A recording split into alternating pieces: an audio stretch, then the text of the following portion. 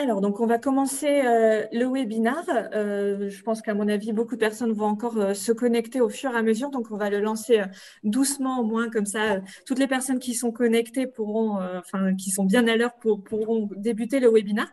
Donc, bienvenue à tous. Merci d'être présents à la fois aux intervenants et aux personnes qui assistent donc au webinaire. Donc, aujourd'hui, on va vous parler de la pénurie de profils dans le numérique et surtout d'une question que se posent beaucoup d'entreprises et aussi de jeunes. Donc, comment recruter des sales, donc des commerciaux formés dans l'IT. En fait, on est parti d'un constat qu'à aujourd'hui, dans le numérique, dans les Hauts-de-France notamment, il y a plus de 1000 emplois disponibles sur un secteur en fait qui a beaucoup moins subi l'impact de la crise sanitaire actuelle. Donc aujourd'hui, on a lancé ce webinaire parce que c'est un sujet qui est quand même très fondamental, à la fois pour les entreprises de la métropole lilloise, mais aussi sur le national, et en même temps pour les jeunes qui souhaitent peut-être se spécialiser et se former au numérique. Il y a un vrai intérêt, un vrai enjeu pour tout le monde. Donc, on a lancé ce webinaire avec des intervenants professionnels, mais aussi un étudiant qui pourra également témoigner en fait de sa spécialisation et de son choix pour le numérique. Donc, je vais laisser directement nos intervenants se présenter avec…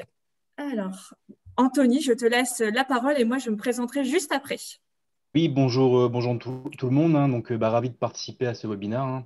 Donc, moi, je suis Anthony Delvalle, directeur général de Comarch France. Donc, Comarch est une société internationale d'édition logicielle de 6500 collaborateurs. Et donc, sur le marché français, on est 170 personnes. Donc, on est basé à Lille, à Paris, à Lyon et à Grenoble. Et donc, on travaille dans le secteur du retail, industrie négoce et la santé. Et donc, je suis également ambassadeur et formateur de Redis Lille. Et je suis également diplômé de Redis. Alors, ça remonte, ça date de 2007. C'est pas si loin que ça, Anthony. Merci. Alexis, je te laisse te présenter. Oui, bonjour, bonjour à toutes et à tous. Moi, je suis Alexis Jallet, je suis le fondateur en fait d'Actimity, qui est une entreprise des services numériques qui est installée à Roubaix. On vient de fêter notre 7e anniversaire et on a fêté ce 7e anniversaire en fait en accueillant notre 38e collaborateur hier matin. On a des ambitions de recrutement en fait chez Actimity en fait pour être, on va dire en gros 47-48 personnes d'ici la fin de cette année. Et on est spécialisé sur 4 grands domaines d'activité qui sont ceux du management de projet et de la transformation en fait, des organisations au travers des activités du numérique. On a une activité de développement, donc on a des équipes en fait, techniques qui font du développement front et du développement back-office. On a une très forte en fait, je dirais, emprise sur le marché en fait, et une bonne reconnaissance en fait, vis-à-vis de nos activités sur le domaine du testing logiciel et du testing technique. Là où on est, on a une très très forte valeur ajoutée et on a un pôle de compétences en fait sur la partie de gestion des environnements pour gérer tout ce qui est maintenance, hébergement, maintenance évolutive et corrective dans des environnements avec une forte spécialisation sur le domaine du cloud. Voilà. Donc, merci Alexis. Pascal. Alors, Pascal, est-ce que tu nous entends? Je vous entends, excusez-moi. Ah, pas de souci. Voilà, donc comme je le disais à l'instant, je suis heureux de participer. Effectivement, pour ma part, je viens de créer BM Pro Conseil, BM comme Business Management, qui est organisé autour de 2 axes principaux. Un axe plutôt accompagnement des dirigeants d'entreprises type entreprise des services numériques dans le développement commercial. Et le deuxième volet, qui est assez complémentaire, mais qui va dans la même lignée, c'est du développement commercial, mais en qualité d'enseignant chez Euridis, autour de différents modules comme les fondamentaux de l'entreprise, négociation, suivi d'affaires, le management d'équipe. Et puis une dernière casquette, et j'y reviendrai par la suite. Donc, je suis également vice-président de l'AD2N, qui est l'Association pour le développement du numérique pour les Hauts-de-France. Super. Merci Pascal. Louis. Bonjour à tous, donc je suis Louis Masson. J'ai débuté mon master ingénierie d'affaires à Euridis Business School à Lille en septembre dernier. Et donc, parallèlement à ça, je suis en alternance chez Actim-IT, l'entreprise du coup d'Alexis Jallet qui a pu se présenter tout à l'heure. Merci Louis. Sylvain, je te laisse te présenter. Alors, donc moi, je suis Sylvain Fantoni et je m'occupe de toute la partie formation continue de Euridis Business School. Donc, c'est la Euridis Sales Academy. Et notre métier, c'est vraiment d'accompagner nos entreprises partenaires sur la formation de leurs salariés en poste, mais également de traiter le sujet du jour, c'est-à-dire le recrutement de sales formés dans ce secteur de l'IT, puisqu'on a une grosse activité sur cette partie-là. On a un programme qui s'appelle BizDev de la Tech, dont je vous reparlerai tout à l'heure. Super. Merci beaucoup, Sylvain, pour ta présentation. Donc, merci à vous pour votre présence. On a la chance d'avoir des intervenants de qualité qui vont pouvoir vous parler sur ce sujet qui est vraiment très important. Donc, pour me présenter, je suis Marine Brahimi, donc co-directrice du campus Euridis de Lille avec Gwendoline, qui est présente également. Bonjour. Donc, on s'est occupé toutes les deux du lancement du campus Euridis de Lille, avec notamment l'aide d'Anthony. Comme il a pu vous dire, c'est un ancien diplômé, directeur de Comarch. On parlera aussi de la D2N qui nous a aussi beaucoup accompagnés. On est vraiment ensemble partenaires pour ce sujet majeur du recrutement dans le numérique, qui est un sujet qui est très important aujourd'hui. Justement, je voulais lancer un petit peu le sujet avec vous. On sait que 2020 a été une année quand même assez particulière pour toutes les entreprises. Il y a eu effectivement des secteurs qui ont été beaucoup plus touchés que d'autres. On a pu voir quand même que le numérique et l'IT avaient continué ces recrutements et des besoins fondamentaux de compétences, à la fois sur différents postes. Donc voilà, est-ce que c'est vraiment un secteur qui a su résister à la crise sanitaire et financière? J'aimerais bien avoir un petit peu vos retours en tant qu'entreprise. Vous gérez au quotidien, que ce soit vos entreprises, vos clients ou vos collaborateurs. Donc, j'aimerais bien avoir un petit peu vos retours à vous qui êtes en entreprise et notamment toi, Sylvain, qui le voit aussi sur la partie plutôt développement avec les entreprises partenaires d'Euridis. Donc, est-ce que vous pensez vraiment que la crise, elle a peut-être un petit peu boosté cette transformation digitale et pourquoi? Oui. Donc, moi, si je peux me permettre en retour terrain, mais il est vrai en fait que donc, le digital, en tout cas la crise qu'on vit actuellement et qui n'est pas terminée, a vraiment boosté les investissements dans le digital des entreprises. Donc, à tout typologie d'entreprise, donc des TPE, des PME, des grands comptes et tout secteur, donc dans le retail, l'industrie, le négoce, la santé. Il y a un boost assez énorme dans le numérique. Et aujourd'hui, on n'a jamais autant parlé de digital, même dans les informations, on va dire, en public. Pourquoi? Parce que aujourd'hui, il n'y a pas un patron qui peut ne pas dire qu'il doit investir dans le digital. C'est nécessaire, c'est extrêmement important aussi. Et je pense que le digital sera au cœur de la relance de nos entreprises françaises. En tout cas, c'est ma conviction et c'est ce que je vois sur le terrain. Moi, pour faire un retour et pour confirmer ce que dit Anthony, c'est vraiment le retour qu'on a de la plupart de nos partenaires. Tous nos partenaires qui sont vraiment spécialisés dans cet accompagnement, dans cette transformation digitale, ont vu leur carnet de commandes de cette année vraiment se remplir et même faire de la croissance et parfois même de la forte croissance. Donc, je crois aussi, comme Anthony, que cette spécialisation dans le digital est une des clés majeures de cette sortie de crise. Très bien. Alexis, ouais. Pour conforter un petit peu ce qui vient d'être dit, c'est qu'on assiste en fait non seulement à une transformation sur les activités des entreprises, mais on assiste aussi en fait à une transformation sur les organisations des entreprises en fait au travers de cette digitalisation. On a connu un boom du télétravail en fait de manière exponentielle en fait sur l'année qui vient de s'écouler. Ça a nécessité pour les organisations, pour les entreprises de mettre en œuvre un certain nombre de nouveaux moyens, de pouvoir sortir des sentiers battus et d'engager des plans de transformation qui n'étaient pas forcément prévus au programme, avec des enjeux en fait de sécurité, avec des enjeux en fait du juridique qui ont été extrêmement importants, mais des enjeux aussi de conduite du changement qui ont été très, très importants aussi. Et donc, tous ces éléments-là, en fait, aujourd'hui, au travers en fait, de cette crise que nous vivons encore actuellement, en fait, comme le disait Anthony il y a quelques instants, nécessitent en fait, aujourd'hui de pouvoir en fait, faire en sorte que cette transformation du numérique et l'accès en fait, aux nouveaux outils soient accompagnés, soient bien gérés, soient bien managés, et qu'aussi on respecte surtout les nouveaux usages, les nouvelles pratiques qui doivent s'aligner en fait, avec le métier de tout à chacun au quotidien. Mhm. Donc, le télétravail, il a vraiment pour vous changé un petit peu la vision des entreprises par rapport à l'intérêt, notamment sur des outils peut-être plutôt internes pour justement favoriser le télétravail et mettre en place des outils, c'est ça? Oui.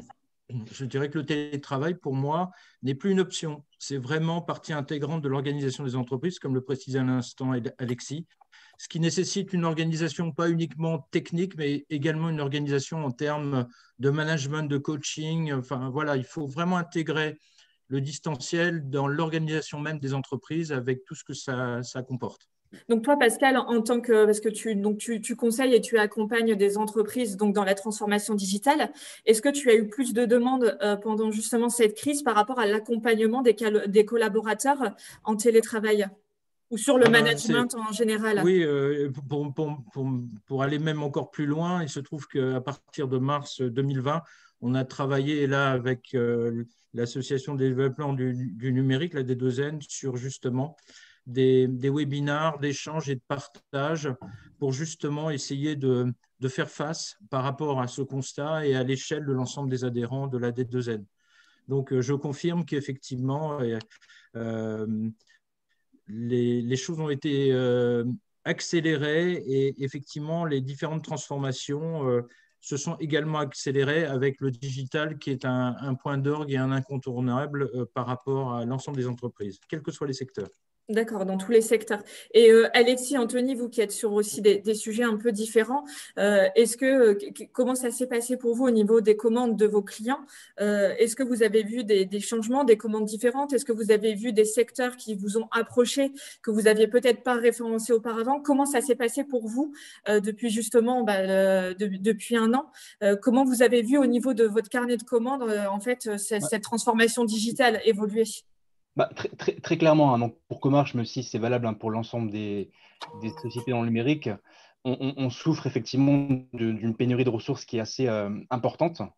Donc que ce soit dans la partie chef de projet, direction de projet, développeur et aussi commerciaux, on va y venir hein, aussi hein, avec Euredis, et Euredis apporte aussi une solution à ces problématiques. Donc ce n'est pas des mauvais problèmes, la pénurie, donc c'est récurrent dans le numérique, hein, la pénurie de ressources. Voilà, on en discutait avec le ministre hein, dernièrement.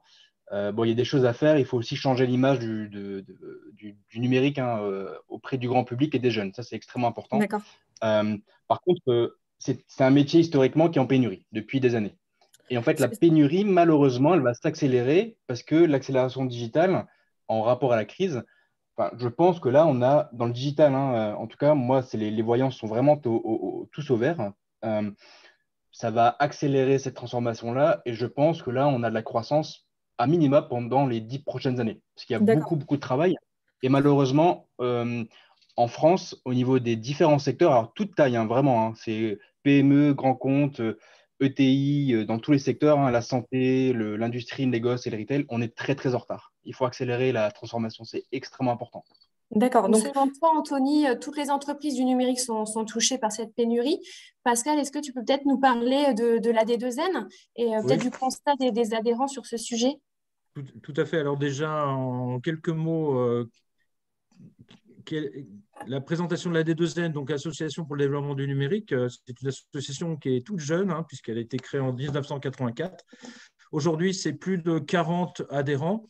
Vous aurez l'occasion de voir un peu les logos de chaque entité. Par la suite, aujourd'hui, c'est plus de 6000 collaborateurs, donc à l'échelle de la D2N. Un siège basé à Aura Technologies, ce qui devient un peu un référent en termes de localisation quand on parle numérique. Et puis, effectivement, le secteur d'activité, c'est essentiellement autour des services numériques et de l'édition. Alors, effectivement, on parlait de pénurie à l'instant. Aujourd'hui, on est à On a dénombré, comme l'évoquait à l'instant Anthony, c'est un change pour l'ensemble des adhérents de la D2N en termes de recrutement de nouveaux profils. On est à plus de 1000 recrutements à l'échelle de l'ensemble des adhérents que vous découvrez à l'image.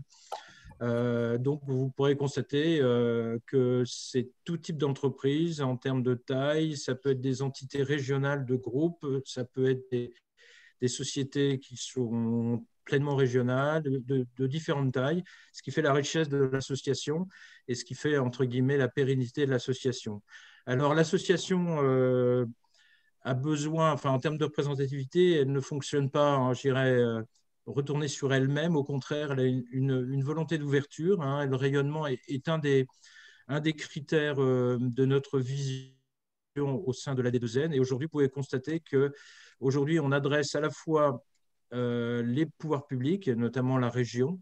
On adresse Lead Agency pour tout ce qui est promotion régionale. Invest in Digital People, c'est un sujet sur lequel je reviendrai par la suite, mais qui est un dispositif majeur qui a été mis en place justement en 2014 par l'AD2N et quelques-uns de nos clients pour justement faire face à ce problème pénurique de ressources qui a donné lieu justement au retour à l'emploi de plus de 500 demandeurs d'emploi et bien entendu partie prenante Pôle emploi et Atlas pour les financements.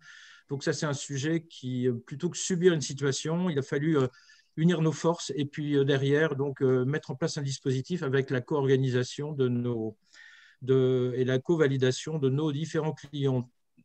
Nos ambitions, alors effectivement, on a un volant également lié aux universités, lié donc les synergies avec Euridis, hein, et qui se vit au quotidien, et le webinaire en est encore un bel exemple.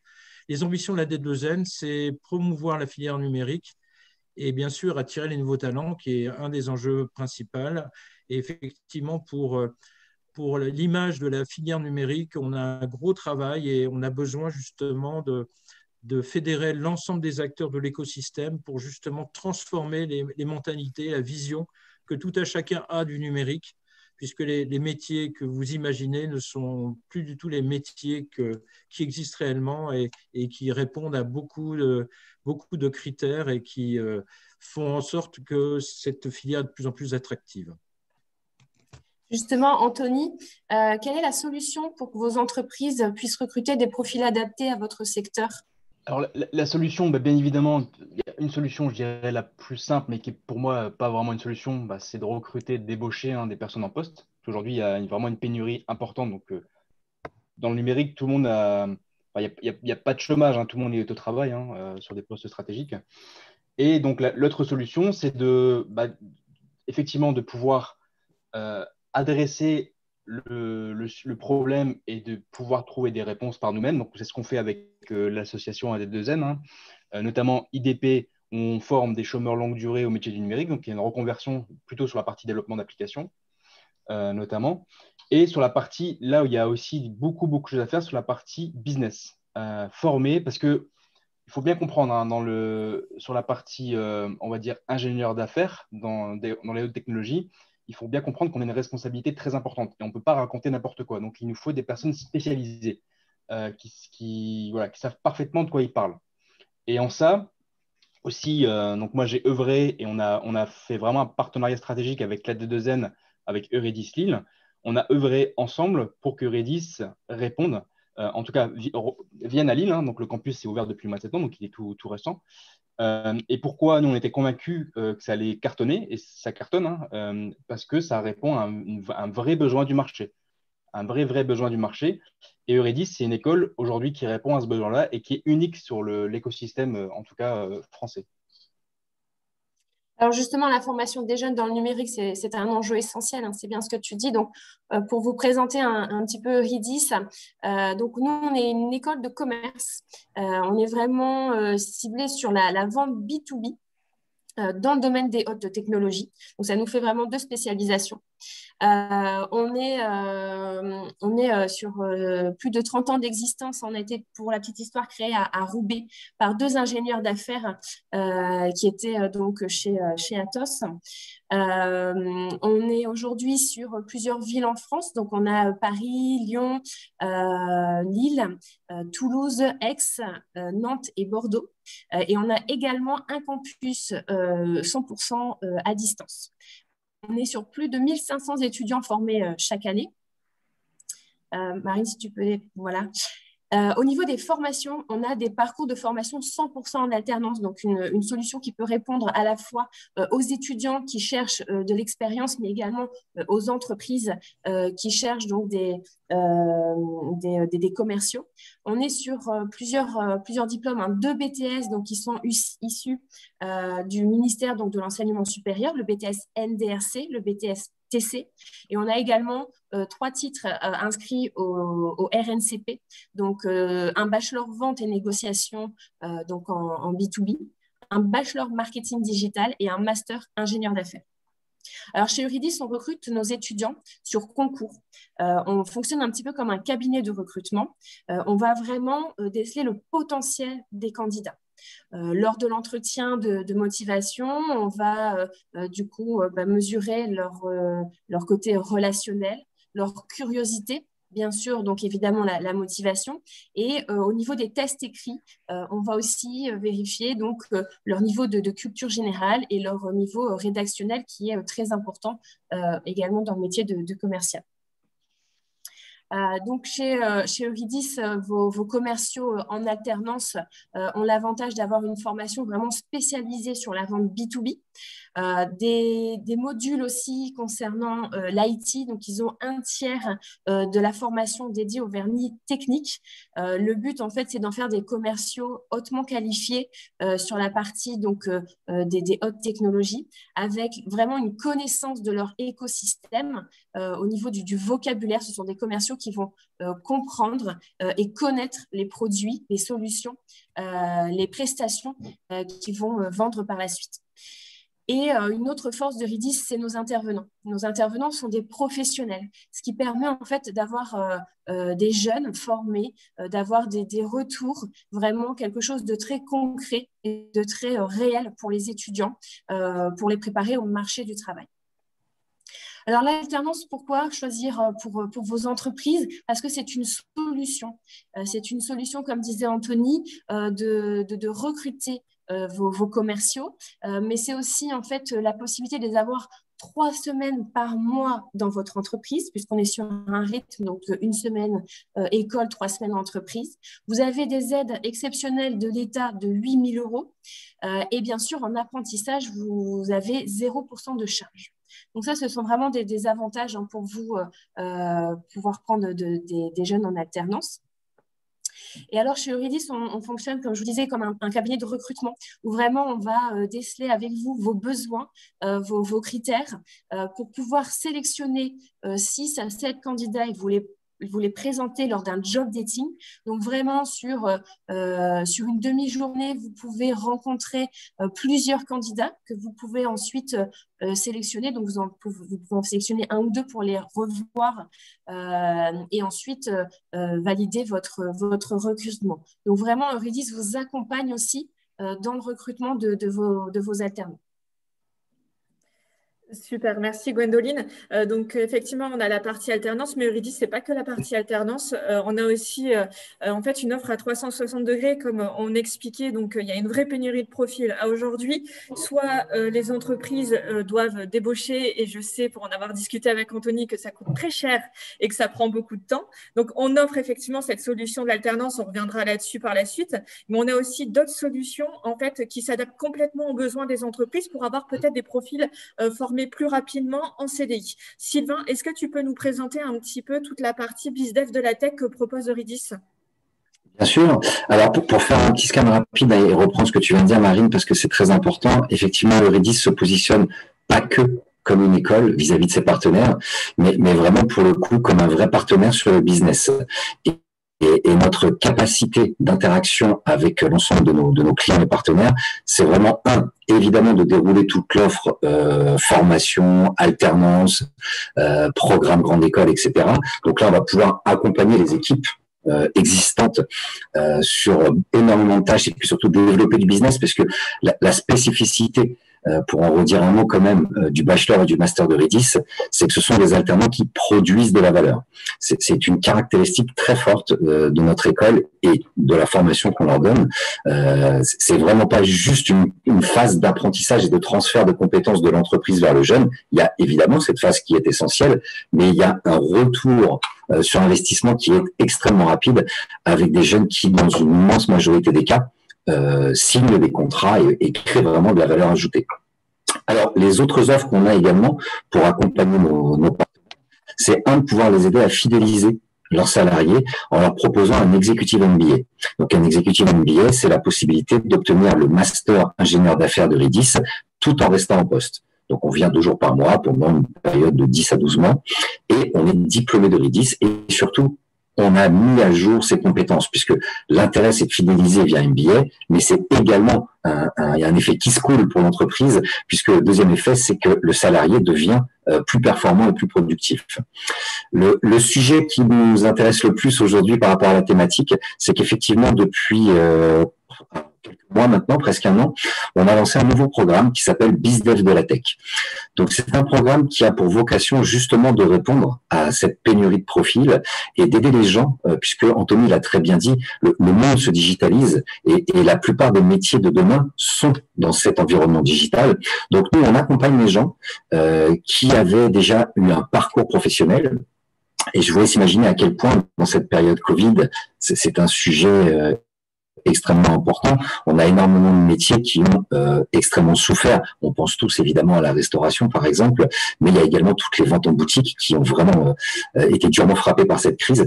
Et on a tout un panel de personnes avec énormément de compétences. Tout à l'heure, Marine le disait, on recrute, Gwendoline, pardon, le disait, on recrute évidemment sur les profils des gens.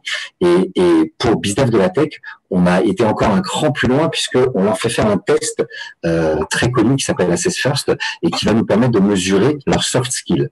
Puisqu'aujourd'hui, c'est la qualité première. Alors, les soft skills, c'est votre personnalité, vos compétences naturelles, et ça c'est quelque chose sur lequel on doit travailler de plus en plus. On est dans une vie où tout va plus vite, le digital apporte la vitesse du changement, et la compétence première dans les années à venir, ça va être d'être capable de s'adapter.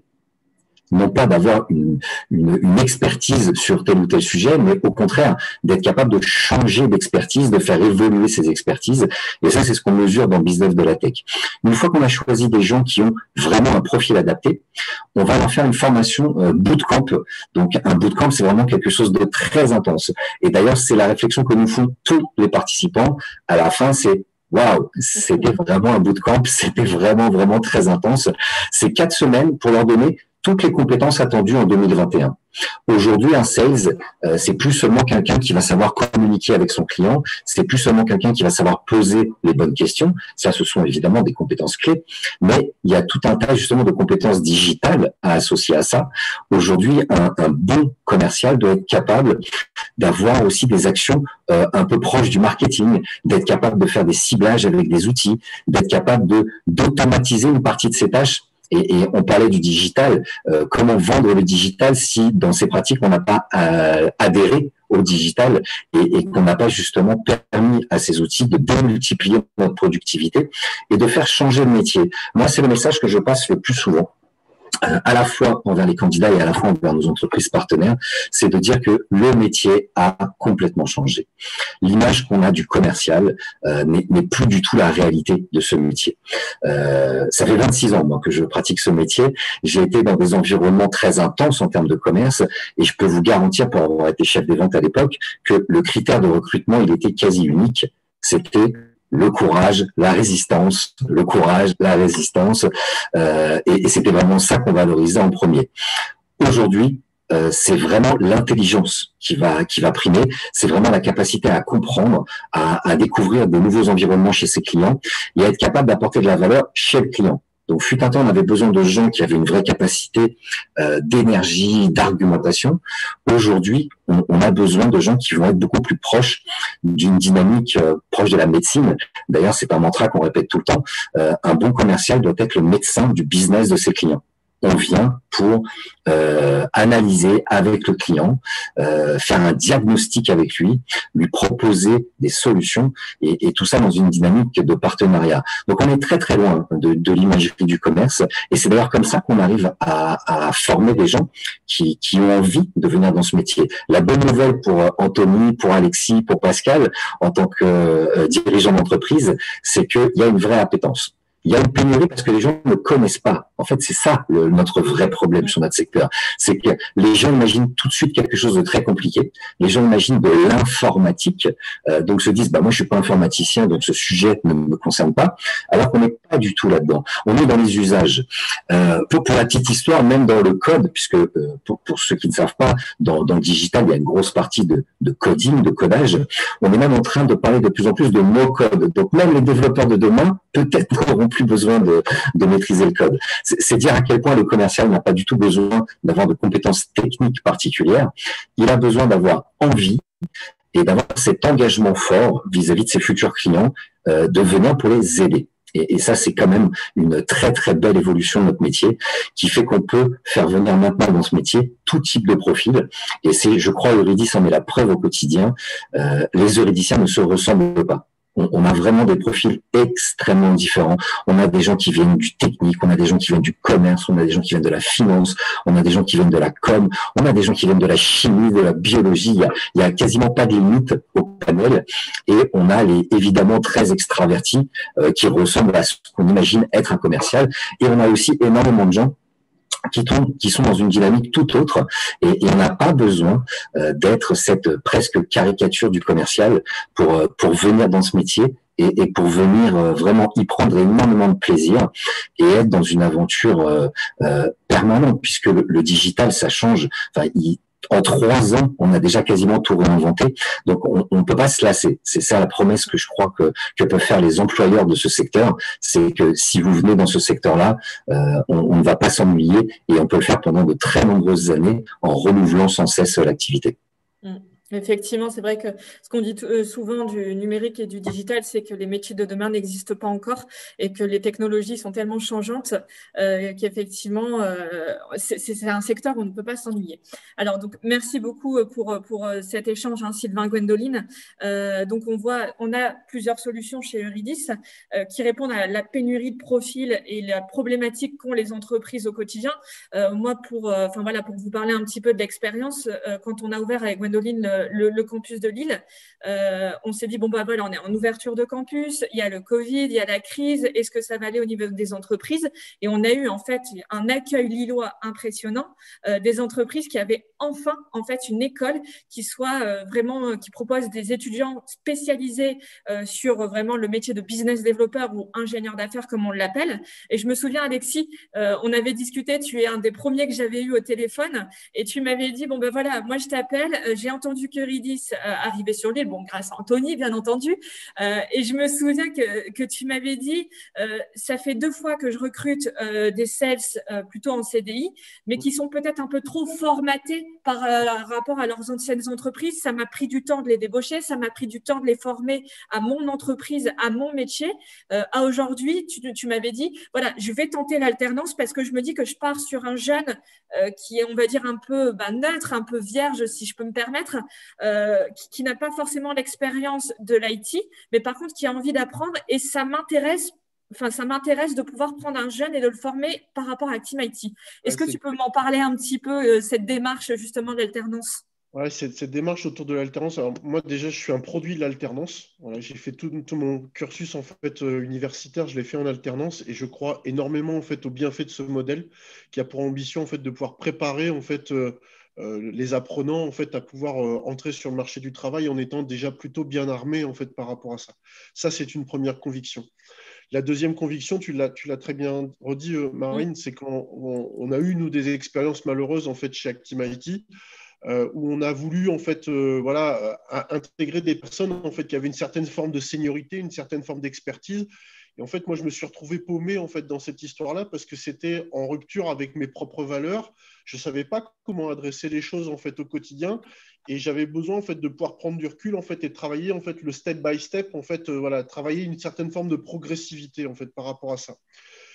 Quand on a échangé ensemble sur le sujet, qu'on a commencé à échanger avec Louis, l'objectif, en fait, pour nous, c'était de dire, voilà, nous, chez Actimity, on a un certain nombre de valeurs. On a des valeurs de travail, on a des valeurs, en fait, d'exigence, et puis on a surtout des valeurs, en fait, qui sont liées à de l'écoute, à de l'attention, en fait, aux soins qu'on peut apporter, en fait, à la relation qu'on peut développer avec nos clients au quotidien, et d'être vraiment dans cette démarche de proximité. Et quand on a échangé avec Louis, on s'est retrouvé, en fait, en phase, en fait, par rapport à ça.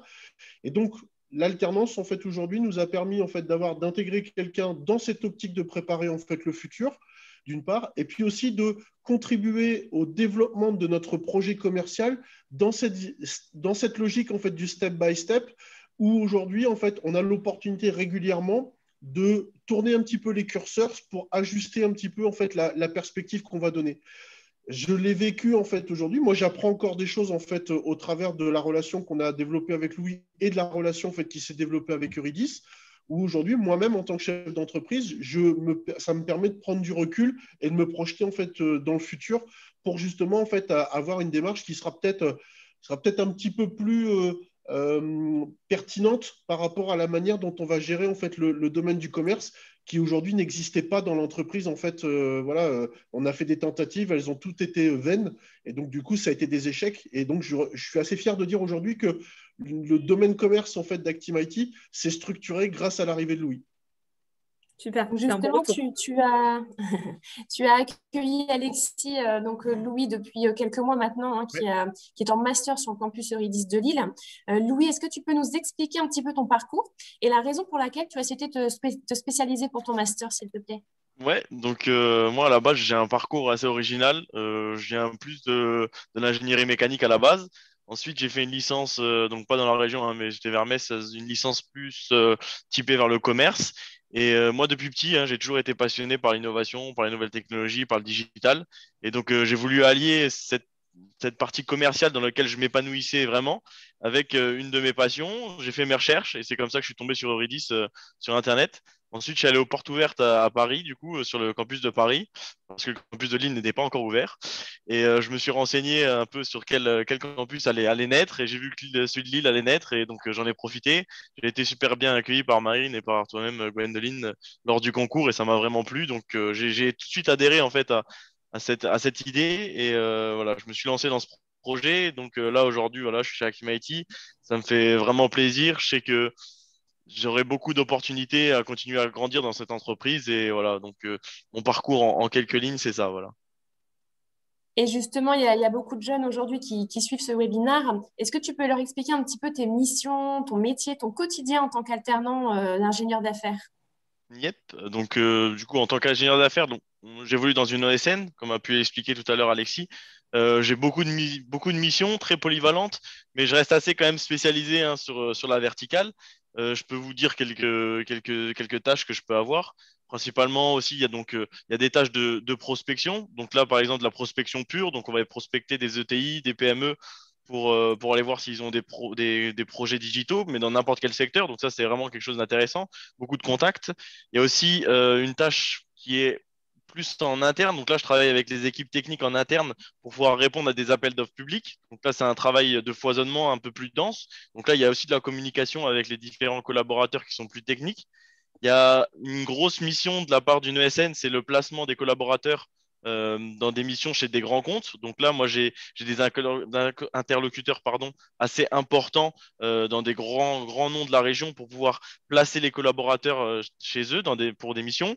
Et ensuite, il y a aussi une mission de suivi de ces collaborateurs. Donc, c'est vraiment ce côté de suivi aussi qui est très intéressant. Je suis tout le temps en contact avec des collaborateurs. Aujourd'hui, je m'occupe d'une dizaine de collaborateurs chez des grands comptes. Et c'est vraiment quelque chose d'intéressant, un suivi mensuel, hebdomadaire qui est super. Et ça, vraiment, c'est quelque chose que j'apprécie.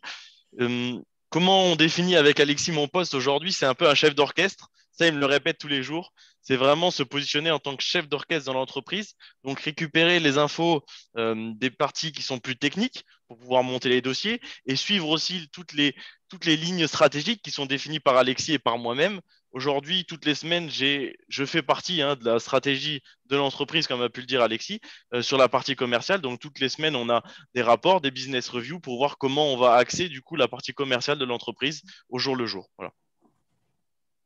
Et alors, comment tu vois ton avenir et ton évolution dans ce secteur? Aujourd'hui, je l'espère radieux, mon avenir. Actimity a su m'accueillir d'une façon incroyable. Je suis vraiment super satisfait. Aujourd'hui, je vois que l'interaction avec avec les collaborateurs, l'interaction avec des gens externes, comment dire, qui sont assez importants dans leurs entreprises, ça m'intéresse. D'être coordinateur, ça m'intéresse beaucoup. Donc voilà, évoluer vers des fonctions de coordinateur, des fonctions de manager et avoir des responsabilités, c'est ça qui m'intéresse. Et le côté stratégique, c'est aussi quelque chose qui est super intéressant. Et donc voilà, c'est plus vers ce genre de prestations que je souhaite m'axer. Et donc toujours un typé vers le commerce dans l'IT, qui est un domaine qui ne mourira pas et qui est un domaine qui est totalement tendance et vers lequel je sais que j'aurai toujours des opportunités en fait dans ce domaine et je trouverai toujours chaussures à mon pied, que ce soit en France ou à l'international. Je sais que grâce à Eurydice et grâce à toute cette formation, j'arriverai à me développer dans le métier que je veux faire. Voilà. Alors, Alexis, toi qui es le manager, mais aussi le tuteur de Louis, on sait que tu es pro alternance. Que penses-tu du rythme proposé par Eurydice où on rappelle, on est une semaine de cours, 3 semaines en entreprise? C'est top, c'est parfait. Il y a rien à dire par rapport à ça. On pourrait penser en fait que par moment, en fait, il peut y avoir une certaine forme de frustration qui peut arriver en fait par moment parce que on se dit ah mais on sent merde, Louis va pas être là pendant une semaine, qu'est-ce qu'on va faire, machin, etc. Et là, on arrive à se poser ce genre de questions en fait à la date d'aujourd'hui, mais ça nous nécessite du coup en fait un petit peu d'organisation en interne pour pouvoir assurer la continuité de l'activité en fait pendant la période où Louis est absent. Cependant, il faut savoir aussi en fait que là, c'est Louis en particulier, mais je pense que c'est le cas en fait de toutes les personnes qui sont en fait dans ce cursus de formation. C'est que les gens en fait sont hyper responsables et c'est ce qu'on attend en fait de la part en fait de nos alternants en fait dans ce genre de situation. C'est que même s'ils sont en fait en cours, moi je sais, je vois Louis en fait se connecter en fait un coup de temps en temps et de m'envoyer un petit POC en fait pour me dire tiens en fait j'ai pensé à ça, j'ai pensé à ci, voilà, n'oublie pas en fait d'adresser ce sujet-là, etc. Il y a une vraie notion de professionnalisme en fait qui se développe et donc du coup le fait d'avoir en fait ce fonctionnement en fait sur 3 semaines de présence en entreprise et une semaine en cours, c'est absolument pas un problème. Non, on le vit très très bien, on s'organise pour. Et en plus, nous on a de la chance, notre collaborateur en fait, il est tellement sérieux dans son travail que on va dire voilà, il s'octroie l'opportunité en fait de revenir vers nous même pendant la semaine où il n'est pas là pour nous faire part en fait de ses remarques, de ses envies, de réagir sur l'actualité. Et ça nous aide beaucoup à grandir en fait au quotidien. Donc il n'y a rien à ajouter par rapport à ça. Ouais, ça, on le voit aussi. C'est vrai que quand nos étudiants sont une semaine en cours, ils ne déconnectent pas d'entreprise. Donc on ne peut pas leur reprocher, bien entendu. C'est logique, ils ont un vrai poste. C'est ça qui est important aussi de comprendre. C'est que je sais qu'il y a des secteurs où l'alternance, voilà, c'est plus pour faire de l'opérationnel et un peu dépanner.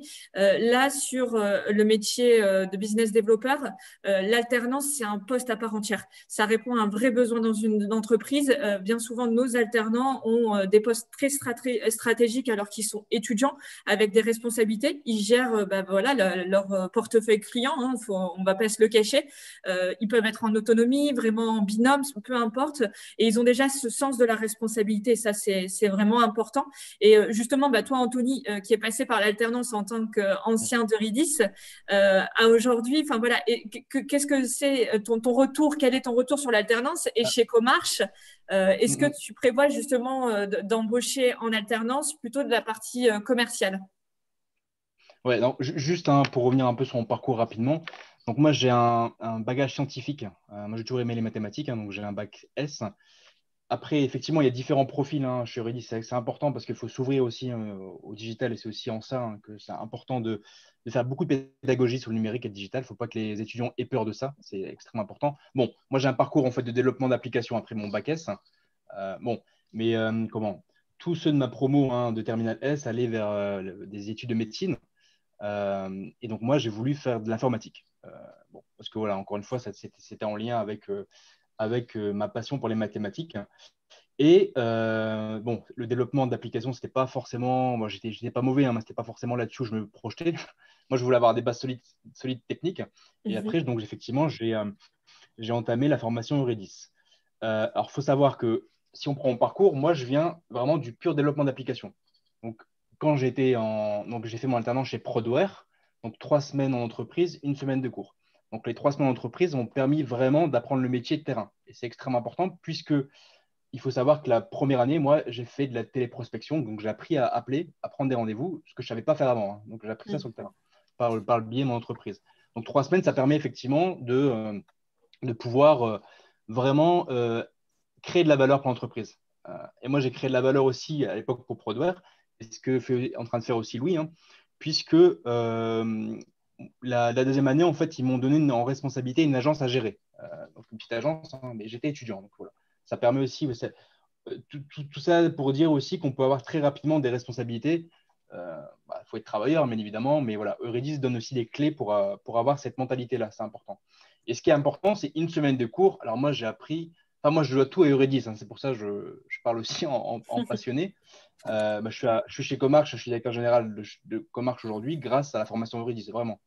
Euridis, ce qui est extrêmement important, c'est la qualité des intervenants externes. C'est-à-dire que les intervenants qui viennent faire des cours à Euridis, c'est des gens du terrain qui sont en poste, qui ont vécu des choses, voilà, c'est pas de la théorie, c'est de la pratique. Et ce qui est extrêmement important, moi je me souviens, j'avais un prof de technique de vente qui m'a vraiment appris beaucoup, beaucoup de choses. Nous, on était passionnés parce qu'il nous expliquait en fait ce qu'il avait vécu comme expérience. Et ça a beaucoup, beaucoup de valeur. Vraiment. Justement, pour rebondir là sur les intervenants, hein, je sais que donc Pascal, tu es chef d'entreprise, tu as une forte expérience derrière toi et tu interviens chez Euridis. Pourquoi tu as souhaité te lancer dans la formation des jeunes? Je pense que 2020 a été pour moi propice à la réflexion. Après avoir fait pendant une trentaine d'années gérer des directions de centres de profit type ESN orienté très développement commercial, je me suis dit, tiens, on va se faire plaisir et on va s'orienter vers le monde du partage. Et c'est de là qu'est né BM Pro Conseil avec les deux facettes. Une facette liée aux dirigeants d'entreprise en termes de conseil d'accompagnement et bien sûr Euridis. Je me suis dit, tiens, aujourd'hui, enfin, une formation dont on rêvait tous. Et je me souviens même, bon, j'ai un petit peu plus d'ancienneté, donc je me souviens de Dominique Brousteau, enfin des créateurs d'Euridis sur l'île à l'origine.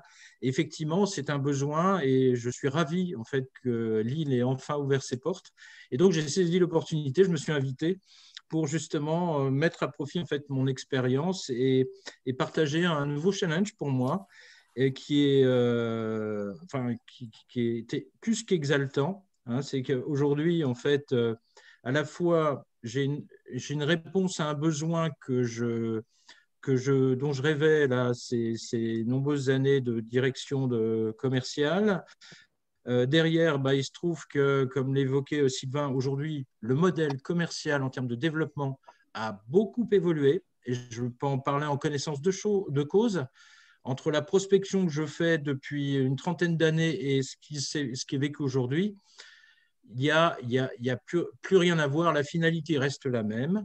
Vous rajoutez une petite dose de distanciel et là, vous avez un beau mélange. Et là, très clairement, au-delà de la qualité des encadrants d'Euridis, alors je suis plutôt sur l'île, vous vous en doutez, j'ai trouvé, au-delà de la qualité de l'équipe dynamique, une pédagogie qui est complètement adaptée pour moi à l'évolution du business et de l'organisation du business. Sylvain l'a très bien évoqué. Et moi, très clairement, je suis conscient de mes forces et surtout de mes faiblesses et j'apprends aussi énormément de choses au contact des autres enseignants qui sont issus comme moi du milieu professionnel. Et je pense que ça donne toute sa richesse à Euridis, justement, de pouvoir profiter, mutualiser l'ensemble des expériences des différents enseignants et de pouvoir profiter aussi de la pédagogie, puisque j'apprends encore beaucoup de choses. Et quoi qu'il en soit, on en parlait encore ce matin avec Louis, la prospection, mode traditionnel, c'est de moins en moins vrai, surtout en ce moment. Et effectivement, il faut savoir utiliser les outils, les réseaux sociaux, il y a des plateformes pour les appels d'offres, enfin, tout est digitalisé.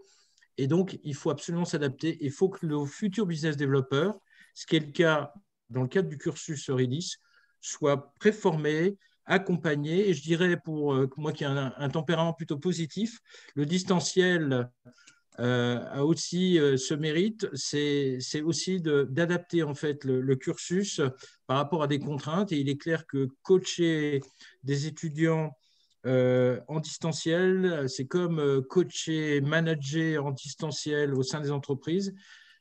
Ça rajoute une petite note, voilà, et qui fait que demain, on sera encore meilleur. Donc là, il y a beaucoup de mise en situation. 2 tiers d'une journée, c'est des mises en situation, c'est des jeux de rôle. Et en fait, globalement, le principe de se jeter à l'eau et puis de les accompagner pour justement sortir la tête de l'eau, je pense que c'est une très belle démarche et ça s'inscrit complètement dans l'évolution du business aujourd'hui.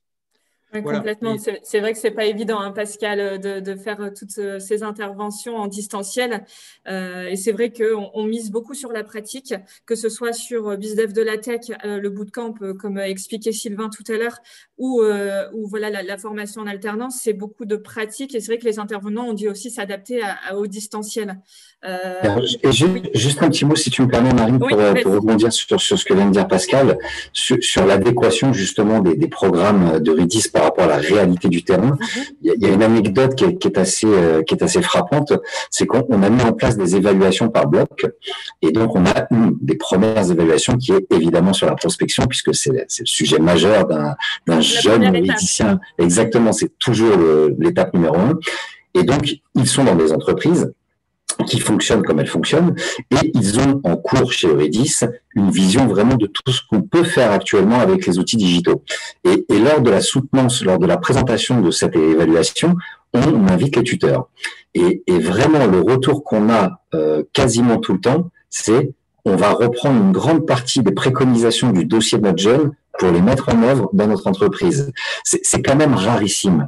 On le sait tous, la plupart du temps, les professionnels, quand ils ont des jeunes qui sont dans des écoles, ont presque tendance à dire, bon écoute, laisse l'école à l'entrée de l'entreprise, nous ici c'est la vraie vie, et on va t'expliquer comment il faut faire. Et là, on se rend compte qu'on a quasiment un phénomène inverse de l'école qui montre aux entreprises le champ des possibles, puisqu'on a la chance d'avoir des experts, hein, pour le coup vraiment extrêmement pointus, sur des sujets qu'on n'a pas le temps de regarder. Anthony, Alexis me confirmeront, quand on est directeur général, quand on pilote une activité, on n'a pas le temps d'être en veille permanente sur tous les sujets, sur l'ensemble des solutions. Et donc, grâce à ces experts, nos partenaires découvrent des nouvelles façons de faire. Et je trouve que c'est vraiment un marqueur très fort d'Eurydice. Oui, c'est ce qui ressort aussi des entreprises. Je pense que c'est aussi une des raisons, Anthony, tu nous as contacté aussi pour pouvoir recruter un alternant l'année prochaine et pourquoi pas également d'autres, voilà, par rapport aux autres formations qu'on propose et d'autres formations.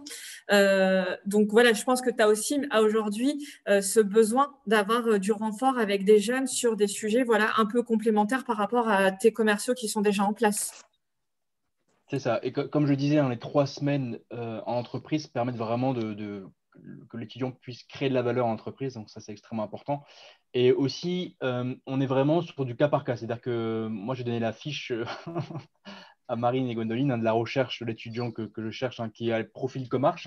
Donc on peut vraiment, en fait, moi, j'invite les sociétés effectivement à se rapprocher en fait de la direction de l'école d'Eurydice Lille pour vraiment décrire l'étudiant que souhaite l'entreprise.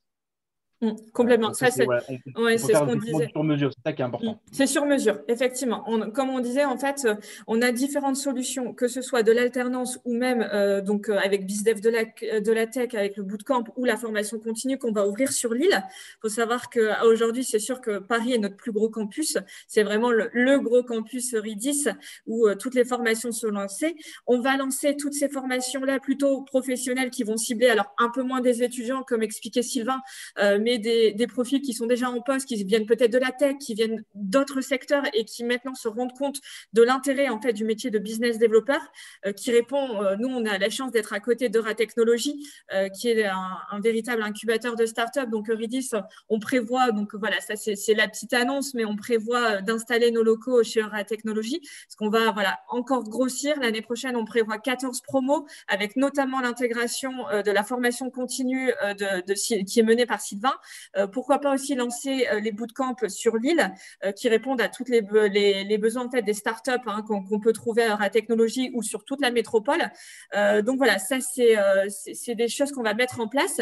Et ce qu'il faut savoir, c'est qu'on a différents profils qui répondent à toutes les attentes des entreprises et qu'il ne faut pas hésiter à nous contacter, les entreprises, par rapport à vos besoins. On va travailler ensemble, en fait, on va vous accompagner de A à Z pour justement intégrer, que ce soit un jeune ou un jeune formé déjà qui est prêt donc à signer un poste en CDI ou en CDD.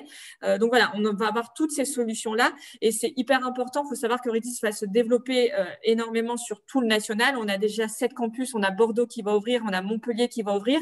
On ouvre un campus aussi 100% à distance. Donc on peut répondre aux besoins effectivement des entreprises. Là-dessus, c'est très important. Alors, il est déjà quasiment midi. On a beaucoup discuté. C'est un sujet qui est quand même hyper intéressant à la fois pour les jeunes sur l'intérêt justement de se spécialiser. J'ai reçu des petites questions. Alors, n'hésitez pas. Vous avez un module de questions-réponses en bas si vous avez des questions à poser à nos intervenants. Alors, moi, j'ai une question. Je pense à mon avis que ça doit être d'un étudiant. Il demandait donc aux entreprises quelle est la personnalité que vous recherchez en fait pour un jeune à intégrer dans vos entreprises. Quelles compétences et quelle personnalité? Moi, je dirais effectivement le dynamisme, la curiosité et la créativité. Parce qu'en fait, moi, je m'aperçois que dans les métiers aujourd'hui, il faut de plus en plus créatif au niveau business et avoir les bons réflexes. Et c'est aussi, alors Euridis aussi, dans les intervenants et la pédagogie, apprend aussi aux étudiants la créativité. Ok, Alexis, toi, qu'est-ce qui a fait que tu as pris Louis parmi les autres étudiants que tu avais rencontrés en job dating? Ouais, je pense que les critères en fait, qui viennent d'être évoqués par Anthony en fait, me semblent en fait, très pertinents. Je rajouterais moi de mon côté en fait, l'aspect de rigueur. Parce que voilà, on est forcément dans un contexte où il faut être très carré en fait dans la manière dont on gère en fait et on organise son temps en fait, voilà, et qu'on soit vraiment dans une forme d'efficience autour du temps passé en fait, et que chaque action doit être associée en fait à un plan, à une cible en fait bien déterminée. Et cet aspect de rigueur en fait pour moi aussi fait partie des critères clés qui font qu'aujourd'hui voilà, on travaille bien avec Louis et les futurs alternants qu'on souhaite intégrer devront répondre à ces critères-là également. D'accord. Ok. Alors, j'ai une question aussi. Donc, est-ce que la pénurie permet-elle aux diplômés d'être en position de force sur le marché face aux recruteurs? Vaste sujet. Moi, je dirais, oui, on est aussi une génération qui est extrêmement propice aujourd'hui. Effectivement, que ce soit dans tous les métiers du numérique, oui, les salaires sont très bons. Là, il n'y a pas de sujet là-dessus. Après, la négociation, tout dépend. Alors, un étudiant qui a fait Euridis, forcément, en tout cas, je pense que vous serez d'accord avec moi, a forcément voilà, une plus-value. Voilà, une plus-value importante, vraiment. Sylvain, ton retour là-dessus, tu veux? Je crois qu'on peut le dire, même si évidemment ça n'arrange pas pour ce coup-là, Anthony ou Alexis, qu'un jeune diplômé d'Euridis sur le marché du travail dans le secteur de l'IT. Alors, j'aime pas tellement moi la notion de position de force, puisque en vrai, c'est pas comme ça que ça se passe. C'est un peu comme avec nos clients. On est toujours dans un vrai partenariat. On a un salarié qui va nous créer de la valeur, nous apporter de la valeur, on va lui en redonner, et c'est un système qui marche bien. Et je pense qu'il faut surtout mettre en garde nos jeunes et nos futurs jeunes de pas justement être dans cette tentation de vouloir pousser trop loin cet avantage, puisque à la fin, on finit par générer des situations très compliquées. Imaginons qu'il y ait une pénurie qui continue à s'aggraver. On le sait, c'est mécanique. Les lois économiques s'appliquent tout le temps et partout. Si on a très peu d'offres et beaucoup de demandes, forcément, le prix augmente. Donc ça, c'est mécanique. La problématique qui peut être sous-jacente, c'est que quand vous demandez à un employeur de vous payer 50, 60, 70 000 euros, n'oublions pas que ça coûte quasiment le double à l'employeur et que derrière, les niveaux d'attente vont être incroyablement plus élevés. Donc, c'est se mettre aussi parfois dans des positions un peu compliquées, mais la réalité est quand même celle-ci, on est bien tous obligés de l'admettre. Un euridicien, quand il est en fin de cursus, reçoit une quantité d'offres et de sollicitations qui est strictement hors norme. Et moi, j'ai énormément de jeunes qui me disent, mes amis ne me croient pas. C'est-à-dire qu'on parle quand même du chômage des jeunes, et c'est une réalité dans notre pays. On a énormément de jeunes diplômés qui ont beaucoup de mal à s'insérer sur le marché du travail, trouver le premier emploi, trouver le premier CDI. Et alors, on n'est même pas dans un premier CDI bien payé, on est juste sur un premier CDI. C'est déjà un défi majeur. Et quand nos jeunes disent autour d'eux, ah, j'en ai marre, j'ai encore eu 5 cabinets de recrutement qui m'ont appelé cette semaine. Il y a une dichotomie qui est tellement forte qu'on pense même parfois qu'ils exagèrent ou que ce n'est pas réel. Et d'ailleurs, même sur les salons, quand on présente les débouchés d'Eurydice, honnêtement, on a plutôt tendance à minimiser un peu le truc. Sinon, on a l'air de raconter une histoire qui n'est pas très crédible. Complètement. Donc, tu as entendu, Louis. Hein, tu es prêt à t'attendre à pas mal d'offres. C'est vrai qu'un indicateur important de retour d'expérience, c'est que donc, ma promo de 2007, ça date un peu, hein, on était 17 étudiants et on avait tous signé un CDI avant d'avoir le diplôme, tous. Ouais, ça, c'est important. C'est vrai que c'est hyper important.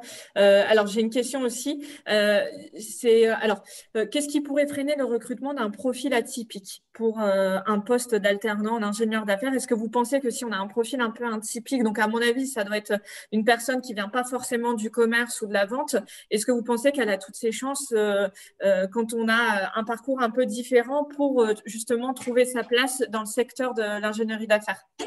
C'est un sujet que j'adore. Je me permets de prendre la parole en premier. Je vous laisserai après donner votre avis. Mais moi, je crois que c'est exactement le contraire. Le monde, globalement, est de plus en plus ouvert sur l'ensemble des métiers au profil qu'on qualifiait avant d'atypique. Mais je trouve que même le terme ne correspond plus tellement à la réalité des choses. Et sur le métier de commercial, alors on ne sait jamais ce qu'on va mettre derrière ce fameux atypique, mais si c'est un parcours très différent, encore une fois, j'ai des centaines d'exemples. Là, c'est plus j'ai un exemple, c'est il y a peut-être un petit souci. Ouais, du coup, une jeune personne qui avait fait histoire de l'art, japonais, enfin vraiment un parcours assez incroyable et qui était mais une top performeuse dès qu'elle est arrivée. Puisque en fait, on oublie souvent une chose dans notre métier, c'est que la qualité première qu'on doit développer, c'est la capacité à avoir des conversations de qualité avec des décideurs. Et ces décideurs vont avoir 30, 35, 40, 50 ans, 60 ans, et ils vont avoir envie d'échanger sur beaucoup d'autres sujets qu'uniquement la solution qu'on vient leur proposer. Et plus vous avez un profil qu'on appellera atypique, vous viendrez d'univers différents et variés, plus vous aurez cette richesse. C'est comme les gens qui viennent chez Eurydice en ayant 27, 28, 30, 35 ans, 40 ans. On a des gens qui viennent refaire de l'alternance. Je parle bien de notre parcours en alternance à plus de 30 ans, à plus de 35 ans, en ayant eu 2-3 vies avant de venir chez Eurydice. Et ce sont des profils qui, dans 100% des cas, surperforme. Donc, je crois vraiment à cette notion de profil atypique et je crois qu'on peut dire qu'il n'y a pas beaucoup de barrières. Et si jamais on trouve des entreprises dans lesquelles c'est une barrière d'être différent, eh bien, c'est une magnifique occasion de sélectionner l'entreprise dans laquelle on veut travailler ou surtout ne pas travailler. Et c'est vrai, hein, c'est extrêmement important. Et je rejoins complètement Sylvain. C'est que moi, assez régulièrement, j'ai des étudiants d'Eurydice Lille qui connaissent pas forcément le digital, le numérique, qui viennent effectivement d'autres secteurs. Et il y a beaucoup de pédagogie à faire. Expliquer en quoi consiste le digital, le numérique, la vente, etc. Et souvent, ils sont, alors après, souvent, en tout cas, j'arrive à les convaincre et ils vont plus loin. Ils passent des concours, etc. Et ça, je pense qu'il y a beaucoup de choses à faire parce que le digital touche tous les domaines. Aujourd'hui, moi, je travaille avec des anciens médecins qui ont monté des boîtes IT autour de la santé. Donc voilà, il y a beaucoup de reconversions, il y a beaucoup de possibilités, vraiment.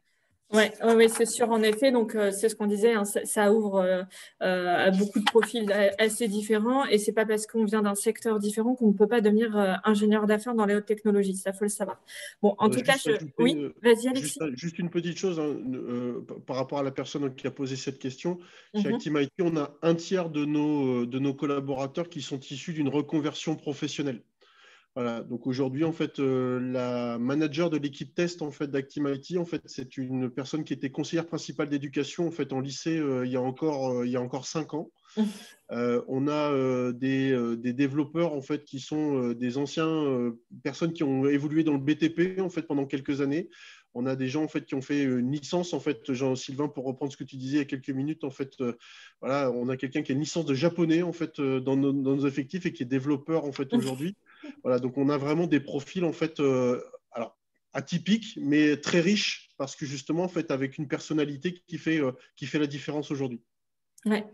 Merci beaucoup, Alexis, pour ce retour. Effectivement, ça peut rassurer aussi pas mal de jeunes ou même de personnes qui souhaitent faire une reconversion et qui nous écoutent sur le fait qu'ils ont aussi toutes leurs chances d'intégrer ce secteur. En tout cas, je voulais vraiment tous vous remercier. C'était hyper enrichissant.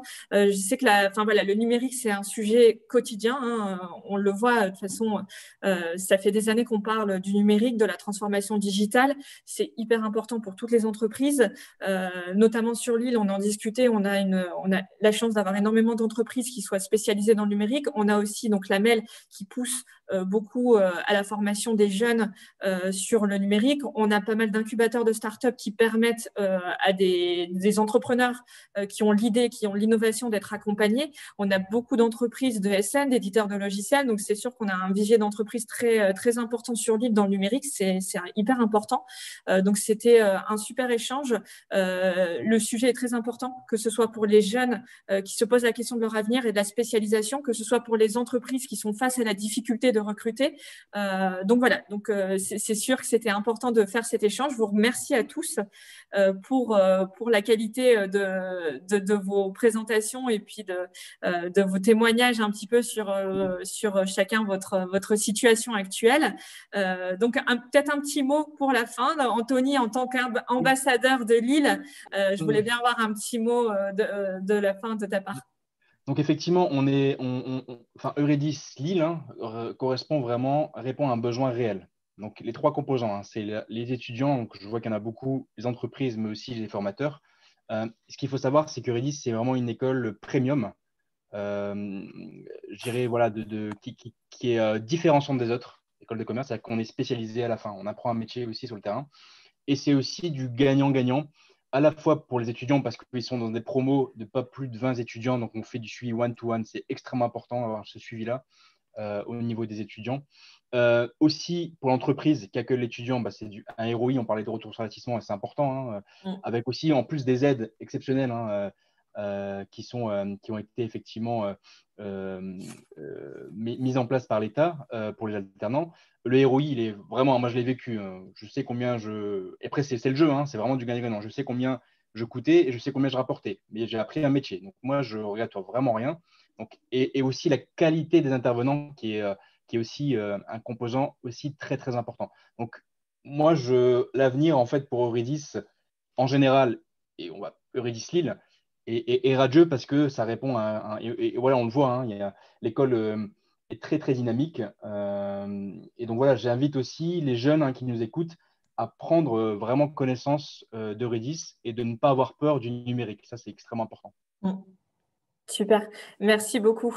Donc, merci à tous en tout cas pour cet échange. Donc, que ce soit les entreprises présentes ou les jeunes, vous pouvez nous contacter donc via le site internet. Vous avez les coordonnées de tous les campus d'Eurydice.